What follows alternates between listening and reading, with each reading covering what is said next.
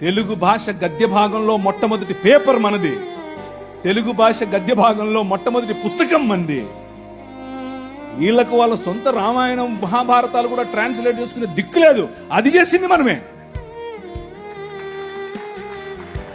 నిజం చెప్తున్నాను, నేను అబద్ధం చెప్పట్లేదు. మొట్టమొదటి ట్రాన్స్లేషన్ చేసింది కూడా మనమే. వాళ్ళు అది కూడా చేయరు. ఎందుకంటే విద్య పంచకూడదు.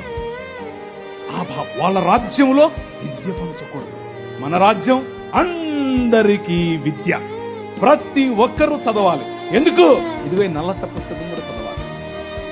అర్థమవుతుందా? చదివితే దిమాగ్ ఖరాబ్ అవుతుంది, దిమాగ్ ఫిరాయిస్తుంది, మనిషి వెంటనే మనిషి అవుతాడు.